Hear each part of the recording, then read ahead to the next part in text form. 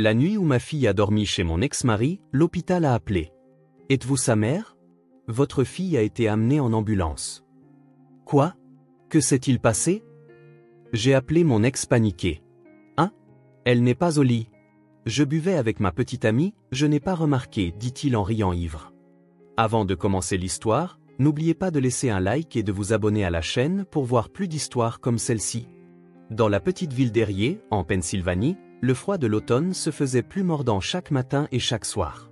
Rachel Hamilton se réveilla à 6 heures au son de son alarme et commença à préparer le petit déjeuner pour sa fille de 8 ans, Sophia. Pour elle, ce moment matinal était la partie la plus précieuse de chaque journée. Sophie, c'est l'heure de se lever. Rachel frappa doucement à la porte de la chambre de sa fille. Elle put apercevoir une petite silhouette bouger sous les couvertures, et bientôt les cheveux blonds de Sophia, en désordre à cause de la nuit, apparurent. L'enfant avait hérité de la couleur de cheveux de son père, Brian, mais ses 12 yeux bruns étaient sans aucun doute ceux de Rachel. « Bonjour, maman », marmonna Sophia d'une voix endormie en trottinant jusqu'à la cuisine en pyjama. Rachel caressa la tête de sa fille tout en étalant du beurre de cacahuète sur un toast. Le souvenir de cette scène matinale paisible, qui incluait autrefois Brian à la table du petit déjeuner il y a à peine 2 ans, lui causait encore un pincement au cœur. Rachel et Brian avaient divorcé 2 ans plus tôt, après 10 ans de mariage. Le déclencheur avait été quelque chose d'apparemment anodin. Le travail de Brian comme agent immobilier était devenu de plus en plus prenant, et il avait cessé de prêter attention à sa famille. Il ne montrait aucune compréhension pour le travail d'hygiéniste dentaire de Rachel, la pressant à plusieurs reprises de démissionner avec des commentaires comme « Je gagne assez d'argent pour nous deux ». Le coup de grâce fut asséné lorsqu'elle découvrit que Brian entretenait une liaison continue avec une collègue. Lors de la procédure de divorce, la garde de Sophia avait été organisée en garde partagée. Cet arrangement signifiait que leur fille alternerait chaque semaine entre la maison de son père et celle de sa mère. Bien que ce fût une décision douloureuse pour Rachel, elle croyait que Sophia avait aussi besoin de temps avec son père. « Tu vas chez papa aujourd'hui, n'est-ce pas ?» dit Rachel à Sophia, qui prenait son petit déjeuner. Sa fille s'arrêta, son verre de lait à mi-chemin de ses lèvres, et afficha une expression un peu troublée. « Oui, mais Jessica sera là aussi cette fois, n'est-ce pas ?» Jessica était la nouvelle petite amie de Brian, et Rachel avait entendu dire qu'ils avaient commencé à se fréquenter 3 mois plus tôt. Alors que Sophia parlait autrefois avec enthousiasme du plaisir qu'elle avait chez son père, elle semblait dernièrement un peu moins énergique. « Comment était Jessica ?» demanda Rachel aussi naturellement que possible. Sophia haussa ses petites épaules. « Je ne sais pas. Elle ne parle pas beaucoup. Elle et papa sont ensemble la plupart du temps. » Une vague d'anxiété traversa Rachel. Cependant, elle se dit qu'il ne serait pas approprié de sonder sa fille sur la nouvelle petite amie de son ex-mari et décida de changer de sujet. « Comment se passent les répétitions pour le spectacle de l'école? »« Bien. Je travaille dur. C'est vendredi prochain, c'est ça? Tu viendras, maman? » « Bien sûr. J'ai déjà pris un congé. » Le visage de Sophia s'illumina instantanément. Voir ce sourire donna à Rachel une détermination renouvelée de faire de son mieux pour sa fille. Être une mère célibataire qui travaille tout en élevant un enfant n'était pas facile, mais la présence de Sophia était sa force. Après avoir déposé sa fille à l'école, Rachel se dirigea vers la clinique dentaire où elle travaillait. Ses collègues étaient tous bienveillants et prenaient soin de Sophia. Pendant la pause déjeuner, elle reçut un appel de sa mère, Marie. « Rachel, tu emmènes Sophia chez Brian aujourd'hui, n'est-ce pas ?» Marie avait été un soutien indéfectible pour sa fille et sa petite-fille pendant le divorce de Rachel. « Oui, mais je suis un peu inquiète avec sa nouvelle petite amie là-bas. Je ne sais pas ce que Sophia en pense. Cette enfant est forte, mais s'il se passe quoi que ce soit, appelle-moi tout de suite. » La voix de Marie portait l'intuition d'une mère. Même après avoir raccroché, Rachel continuait de sentir une petite anxiété dans sa poitrine. Ce soir-là, lorsque Rachel alla chercher Sophia à l'école, sa fille discutait joyeusement avec des amis. Cependant, une fois dans la voiture, son expression redevint quelque peu renfermée. « Maman, quand je reviendrai de chez papa cette fois, est-ce qu'on pourra être ensemble tout le temps? » « Bien sûr. Mais tu dois quand même voir papa parfois. C'est la règle. » Sophia hocha légèrement la tête mais sembla sur le point de dire quelque chose, puis s'arrêta. Rachel était préoccupée par l'attitude de sa fille mais ne la pressa pas. Au lieu de cela, elle lui prit la main. « Quoi qu'il arrive, maman est toujours de ton côté. Ne l'oublie pas. » Sophia serra la main de Rachel en retour avec sa petite main poing. Vendredi soir, Rachel préparait les vêtements d'une semaine dans la petite valise de Sophia. Sa fille était dans sa chambre, serrant son animal en peluche préféré tout en regardant par la fenêtre. « Sophie, tu es prête ? Papa sera là pour te chercher dans 30 minutes. » « Oui. » La réponse de Sophia manquait d'entrain. Rachel s'assit à côté de sa fille et posa une main sur sa petite épaule. « Y a-t-il quelque chose qui te tracasse ?» Sophia resta silencieuse un moment, puis répondit finalement d'une petite voix. « Quand Jessica est là, papa ne m'écoute pas. Ils rient toujours ensemble, alors je pense que je ne devrais peut-être pas les déranger. » Le cœur de Rachel se serra. Imaginer une enfant de 8 ans devant déchiffrer l'humeur des adultes fit monter la colère en elle. Cependant, elle comprit qu'il ne serait pas approprié de dire des choses négatives sur son ex-mari et sa petite amie à sa fille. « Papa t'aime très fort. Il essaie probablement juste de s'habituer à la nouvelle situation. Si quelque chose de désagréable se produit, n'hésite pas à m'appeler. Je viendrai te chercher n'importe quand. » Sophia leva les yeux vers sa mère et sourit légèrement. « Merci, maman. Ça ira. Je vais passer un bon moment avec papa. » À 18h, la voiture de Brian s'arrêta devant la maison. Rachel regarda son ex-mari depuis le seuil de la porte en disant au revoir à Sophia, l'observant attentivement. Brian avait toujours les mêmes beaux traits qu'auparavant, mais il semblait étrangement agité. Sur le siège passager était assise une femme blonde, Jessica. « Papa !» Sophia courut et serra Brian dans ses bras. Il souleva sa fille et l'embrassa sur la joue, mais son attitude semblait quelque peu maladroite. « Et Sophie, ce week-end va être spécial. Jessica est là aussi, donc ce sera sûrement amusant. » Jessica sortit de la voiture et adressa un sourire artificiel à Sophia. « Bonjour, Sophia. Appelle-moi Jessie. On va faire des trucs de filles amusants ensemble ce week-end. » Sophia la salua poliment, mais Rachel pouvait sentir que sa fille était tendue. Brian fit un léger signe de la main à Rachel. « Je la ramènerai dimanche soir. S'il y a des problèmes, j'appellerai. Amuse-toi bien, Sophie. S'il se passe quoi que ce soit, appelle-moi tout de suite. » Rachel embrassa sa fille et regarda la voiture s'éloigner. Elle resta sur le seuil de la porte jusqu'à ce que la voiture tourne au coin de la rue et disparaisse. Une vague anxiété persistait dans sa poitrine, mais elle la chassa en rentrant dans la maison. Samedi matin, Rachel décida de profiter d'un rare moment pour elle.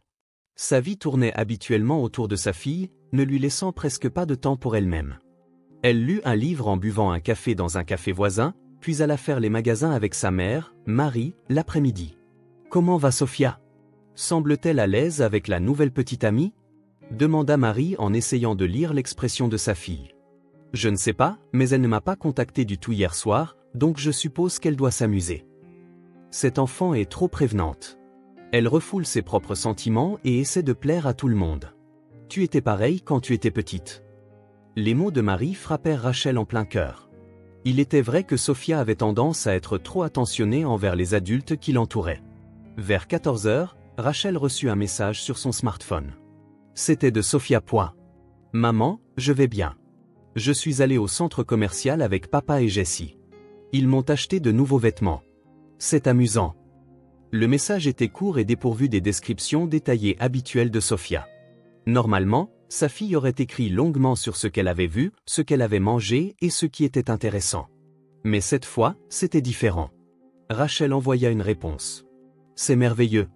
Amuse-toi bien. Je t'aime. » Cependant, il n'y eut aucune réponse de Sophia. Ce soir-là, alors que Rachel préparait le dîner seule, elle se sentit agitée sans raison apparente. La maison sans Sophia était trop silencieuse, avec seulement le son occasionnel de l'horloge résonnant dans les pièces. Vers 20h, elle essaya de nouveau d'envoyer un message à Sophia. « Que fais-tu maintenant? Est-ce que papa et Jessie sont gentils avec toi ?»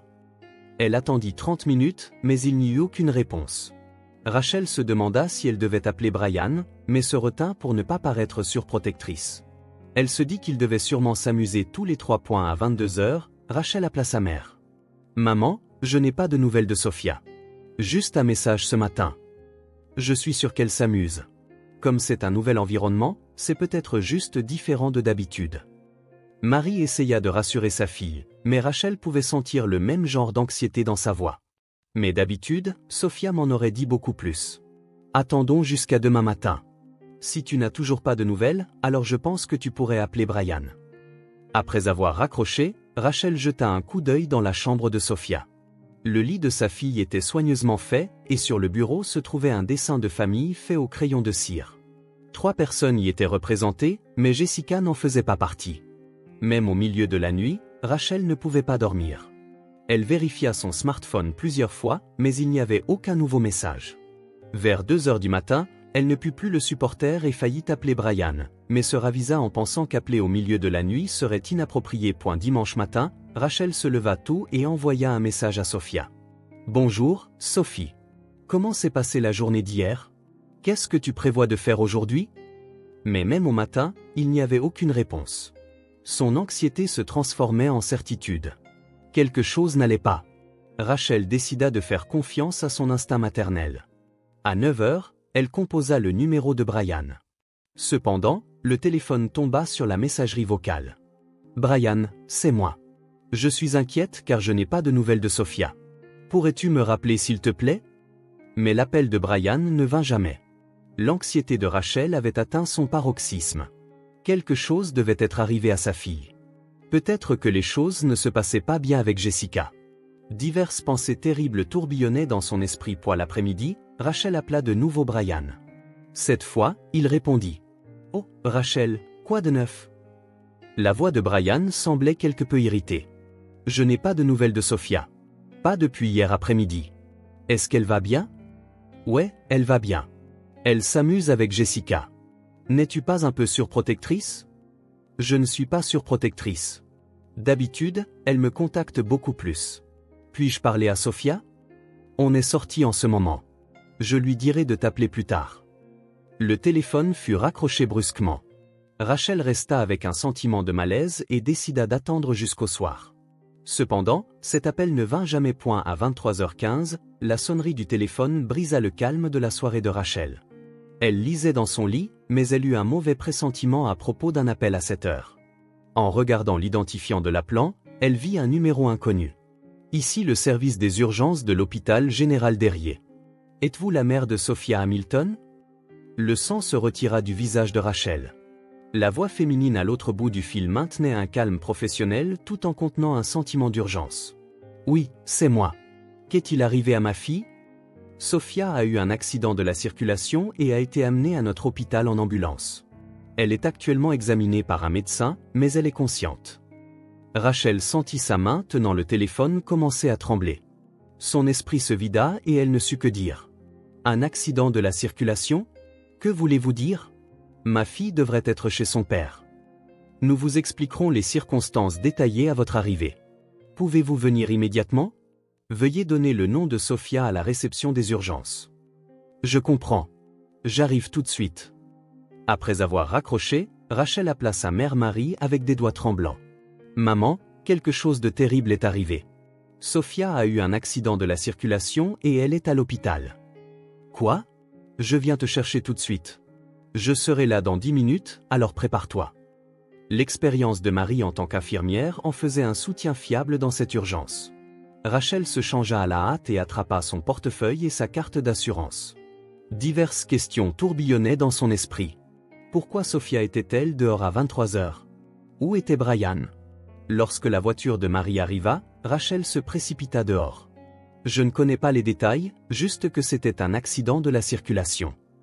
Tout ira bien, Rachel. Sophia est une enfant forte. Mais le visage de Marie montrait aussi une profonde inquiétude. En conduisant, elle n'arrêtait pas de murmurer ce qui ressemblait à des prières. Pendant le trajet vers l'hôpital, Rachel appela Brian. Le téléphone sonna plusieurs fois, mais personne ne répondit. Juste au moment où elle s'apprêtait à laisser un message vocal, il décrocha finalement. Allô ? La voix de Brian était visiblement en état d'ébriété. De la musique jouait en arrière-plan et elle pouvait entendre le rire d'une femme. Brian. Sophia a eu un accident et elle est à l'hôpital. Hein ? Quoi ? Sophia ?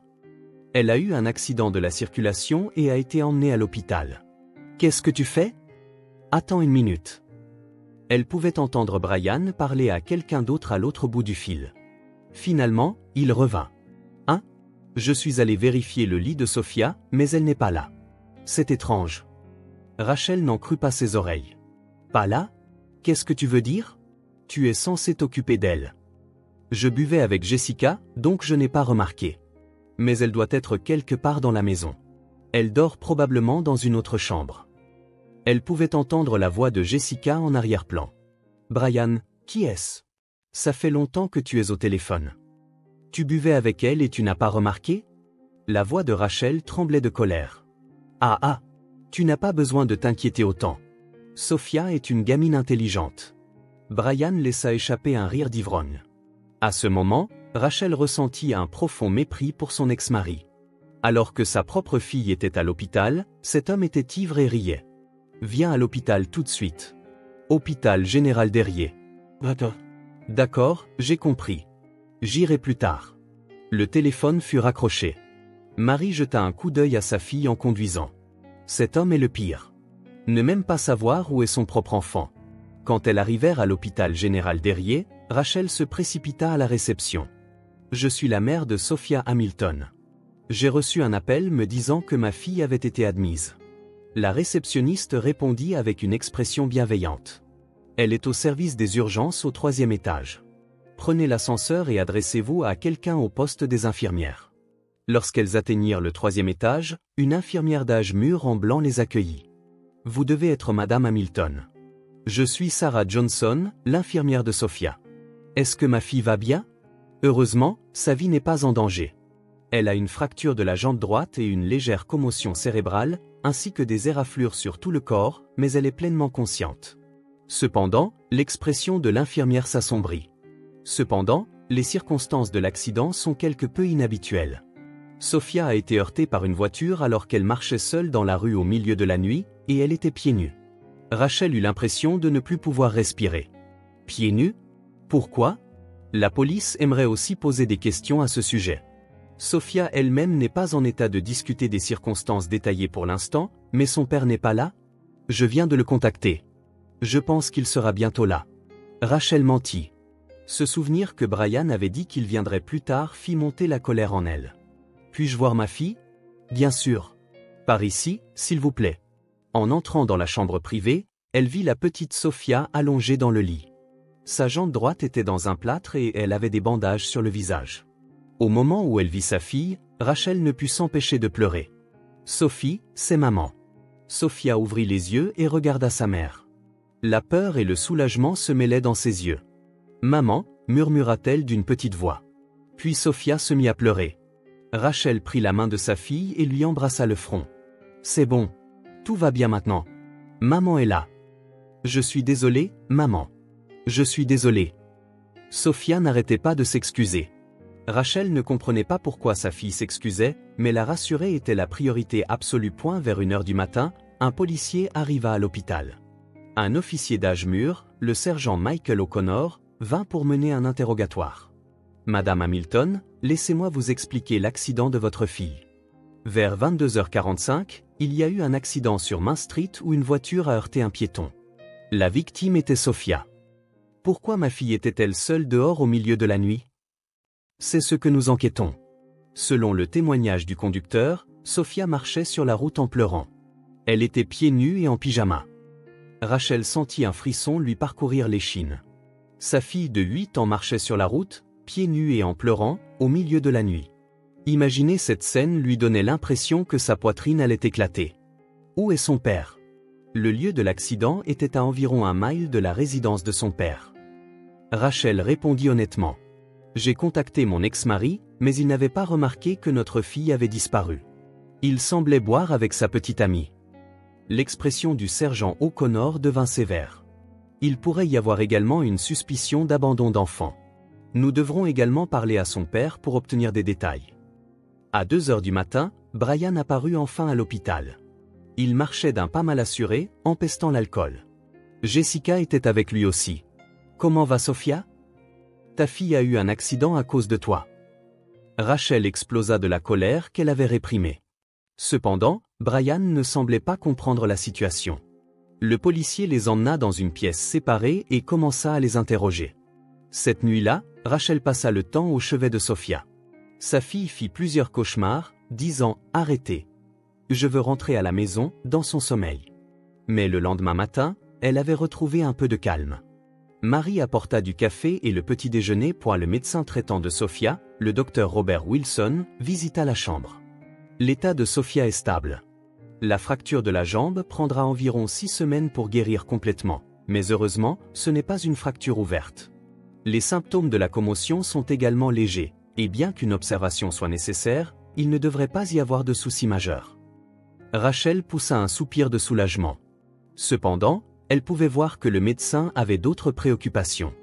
Cependant, un suivi psychologique pourrait être nécessaire. Sophia ne cesse de répéter « je suis désolée » et semble nourrir de fortes craintes à propos de quelque chose. À ce moment-là, le sergent O'Connor entra dans la chambre. Il avait un petit carnet à la main. « Madame Hamilton, j'aimerais continuer l'interrogatoire d'hier soir, mais comment va Sophia ? Elle est un peu plus calme, mais il pourrait encore être difficile pour elle de parler en détail. » Rachel répondit tout en veillant sur sa fille. Le sergent O'Connor plaça une chaise près du lit et s'adressa à Sophia d'une voix douce. « Sophia, je suis l'officier Michael. Peux-tu me raconter un peu ce qui t'est arrivé ? N'aie pas peur. Maman est là aussi. » Sophia serra fort la main de sa mère et commença à répondre d'une petite voix. « Jessica m'a dit de disparaître. Elle a dit à papa que cette gamine est un obstacle. » Rachel sentit son sang se glacer. Et ensuite, que s'est-il passé ? Papa a crié, Jessica a raison. Dehors, avec un visage vraiment effrayant. La voix de Sophia tremblait. Rachel caressa la tête de sa fille tout en se sentant trembler elle-même. C'était à quelle heure ? Après le dîner. Papa et Jessica buvaient et riaient fort. Je regardais la télé, mais Jessica a dit que c'était trop bruyant et a éteint la télé. Le sergent O'Connor continua tout en prenant soigneusement des notes. Et qu'as-tu fait ensuite ? Quand j'ai dit que je voulais appeler maman, Jessica a dit, tu n'as pas besoin de maman. Je vais être ta maman. Puis elle m'a pris le téléphone. Rachel ne pouvait s'empêcher de pleurer. Penser que sa fille de 8 ans avait vécu une épreuve aussi effrayante. Et ensuite, on t'a mise dehors ? Jessica m'a attrapé par le bras et m'a traîné jusqu'à la porte d'entrée. Papa a dit, va te rafraîchir les idées dehors un moment et a fermé la porte. C'était verrouillé et je ne pouvais pas rentrer. Portais-tu des chaussures ? J'étais en pyjama, donc j'étais pieds nus. J'avais froid et peur, et j'ai pleuré. En écoutant le témoignage de Sophia, Rachel tremblait de colère. Mettre une fille de 8 ans dehors, pieds nus au milieu de la nuit, était un acte incroyable. Et qu'as-tu fait ensuite, Sophia ? Au début, j'ai frappé à la porte et j'ai dit « Ouvrez ». Mais personne n'est sorti. La musique était forte, alors ils ne pouvaient pas m'entendre. Alors, j'ai pensé que je rentrerais à pied à la maison de maman. Connaissais-tu le chemin pour aller chez maman ? Je me suis perdu en chemin. Il faisait noir et peur. Il y avait beaucoup de voitures, alors je marchais sur le bord de la route. Puis soudain, j'ai vu des phares de voiture. Sophia s'étrangla de sanglots à ce moment-là. Rachel serra sa fille dans ses bras. C'est fini, Sophie. Tu as été si courageuse. Le sergent O'Connor se leva doucement. Merci, Sophia. Tu as été très courageuse. Madame Hamilton, nous devons parler. Ils sortirent tous les deux de la chambre et parlèrent dans le couloir. Les actions du père constituent clairement un abandon d'enfant. De plus, en négligeant ses responsabilités parentales, on pourrait dire qu'il a indirectement causé l'accident. Quelles mesures seront prises ? D'abord, nous mènerons des entretiens détaillés avec le père et Jessica. De plus, nous devons signaler cette affaire au service de protection de l'enfance. Rachel hocha la tête. Elle était certaine qu'elle ne pourrait plus jamais confier Sophia à Brian. Cet après-midi-là, le sergent O'Connor la contacta. Madame Hamilton, nous avons fait une découverte importante. Les caméras de sécurité d'un magasin près du lieu de l'accident ont enregistré les événements de la nuit dernière. Quel genre d'image ? Vers 22h10, devant la maison du père, on peut voir une femme adulte tirer Sophia par le bras et la mettre dehors, et un homme fermer la porte. On peut aussi voir Sophia s'éloigner seule. Après cela, Rachel se sentit la gorge nouée. Imaginer sa propre fille marchant seule dans une rue sombre la nuit la laissa sans voix, submergée par la colère et la tristesse. C'est une preuve irréfutable. Oui. Le père a d'abord prétendu que Sophia était sortie d'elle-même, mais lorsque nous lui avons montré les images, il a fini par avouer. Jessica a fait de même. Ce soir-là, Brian vint à la chambre, mais cette fois il était seul. Son visage était pâle et il était complètement dégrisé de la beuverie de la nuit précédente. Sophia, papa a eu tort. Je suis vraiment désolé. Cependant, quand Sophia vit son père, elle trembla et se cacha derrière Rachel. Ne t'approche pas de moi. Bien que dit d'une petite voix, le rejet était clair. Brian resta figé. Rachel, j'étais vraiment ivre et je ne pouvais pas juger normalement. Je ne veux pas entendre d'excuses. La voix de Rachel était d'une froideur glaciale. Tu as mis ta propre fille dehors, pieds nus, au milieu de la nuit. En conséquence, Sophia a eu un accident. C'est impardonnable. Je le regrette aussi. Plus jamais. C'est trop tard maintenant. Ne vois-tu pas que Sophia a peur de toi? En effet, chaque fois que son père essayait de s'approcher, Sophia se recroquevillait. Il avait infligé des dommages irréparables au cœur d'une enfant de 8 ans. Quelques jours plus tard, le sergent O'Connor rendit son rapport final. Brian Hamilton sera poursuivi pour abandon d'enfant. Jessica Martin sera également poursuivie en tant que complice. Nous recommandons également de déposer une requête auprès du tribunal de la famille pour la déchéance de l'autorité parentale. Rachel engagea un avocat et entama une procédure judiciaire pour obtenir la garde exclusive de Sophia. Sophia elle-même déclara clairement « Je ne veux plus jamais aller chez papa ». Une semaine plus tard, Sophia sortit de l'hôpital.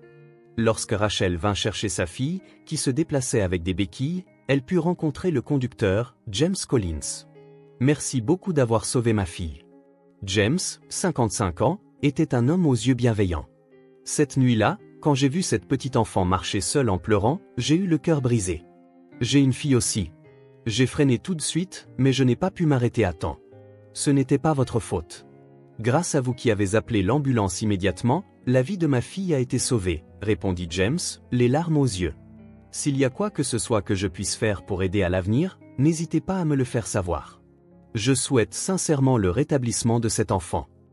Dans la voiture sur le chemin du retour, Sophia dit à sa mère, « Maman, tu n'as plus à t'inquiéter pour moi.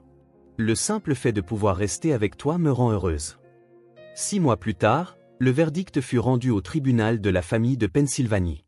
Rachel tenait la main de Sophia en écoutant les paroles du juge. « Je condamne par la présente l'accusé Brian Hamilton à une peine de probation pour le crime d'abandon d'enfant. Je révoque également complètement son autorité parentale et lui interdis d'approcher Sophia Hamilton. » Sophia pouvait maintenant marcher sans béquille, mais elle suivait toujours une thérapie une fois par semaine avec la pédiatre, le docteur Emily Shen. Le docteur Shen avait été le médecin qui s'était occupé des soins d'urgence la nuit de l'accident et avait continué à fournir un suivi psychologique à Sophia par la suite. Sophia s'est vraiment bien débrouillée. Les cauchemars qu'elle avait au début ont presque complètement cessé et elle sourit beaucoup plus. Les mots du docteur Shen apportèrent un soulagement à Rachel. 6 mois après l'accident, le rétablissement de sa fille progressait sans heurts. « Maman, oncle James vient aujourd'hui, n'est-ce pas ?» demanda joyeusement Sophia. James Collins, qui avait été le conducteur dans l'accident, continuait à rendre visite à Sophia fréquemment, même après sa sortie. Bien que sa propre fille soit déjà à l'université, il traitait Sophia comme une vraie petite fille. « C'est exact. Vous aviez prévu d'aller au parc ensemble aujourd'hui. » Rachel sourit. James avait initialement continué ses visites par sentiment de responsabilité, mais ils avaient maintenant une relation quasi familiale. Sa gentillesse et sa sincérité étaient devenues une grande force pour guérir les blessures émotionnelles de Sophia. Cet après-midi-là, James arriva comme promis.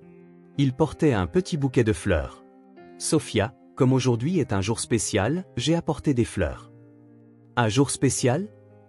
Tu vas réciter un poème au spectacle de ton école, n'est-ce pas ? Je viendrai écouter. » Le visage de Sophia s'illumina. Contrairement à son père, qui n'avait cessé de manquer à ses promesses, James n'oubliait jamais une promesse. Ce soir-là, la grand-mère Marie se joignit à eux, et ils dînèrent tous les 4 ensemble. Marie, utilisant son expérience d'infirmière, continuait de soutenir la rééducation de Sophia. « C'est ça, une vraie famille », murmura soudainement Rachel. James, qui n'avait aucun lien de sang, le docteur Shen, dont la relation avait commencé professionnellement, et surtout sa mère Marie, qui aimait sa fille inconditionnellement. Ils avaient tous accepté Sophia comme un véritable membre de la famille et essayaient de la protéger. « Maman, je suis très heureuse en ce moment, » dit Sophia en tenant la main de sa mère. « Je suis triste pour papa, mais maintenant je tais-toi, et mamie, et oncle James, et le docteur Shen. Et quand j'ai eu mon accident, tous mes amis de l'école se sont aussi inquiétés pour moi. » Après l'accident, les camarades de classe de Sophia et son enseignante, Madame Roberts, avaient chaleureusement veillé sur son rétablissement. Les voisins avaient également commencé naturellement à soutenir Rachel et Sophia en tant que famille monoparentale. Un an plus tard, à l'automne, Sophia s'était complètement rétablie et était devenue une enfant plus brillante et plus forte qu'auparavant. Lors de la présentation de sa rédaction à l'école, elle lut à voix haute un texte sur le thème de la vraie famille. La famille, ce ne sont pas les liens du sang, mais les gens qui prennent soin les uns des autres. J'ai une maman gentille et une grand-mère qui me protègent toujours. Oncle James, qui m'a aidé pendant l'accident, et le docteur Shen, qui a aidé à guérir mon cœur. Ils sont tous ma famille. Dans le public, Rachel, Marie, James et le docteur Shen applaudirent, les larmes aux yeux. Après la présentation, James dit à Rachel, « À partir de cette triste nuit, nous sommes tous devenus une nouvelle famille. Sophia est spéciale pour moi aussi. » Rachel hocha la tête profondément à ces mots. L'accident avait certainement été un événement tragique, mais à travers lui, ils avaient appris le vrai sens de l'amour et du soutien mutuel. Les personnes qui se protègent les unes les autres avec amour et responsabilité, même sans lien de sang, sont une vraie famille. À eu crépuscule, Rachel et Sophia rentrèrent à la maison main dans la main. En regardant le sourire de sa fille, Rachel pensa du plus profond de son cœur, « Nous avons trouvé notre vraie famille, et ce lien ne sera jamais brisé, quelles que soient les difficultés que nous affronterons. »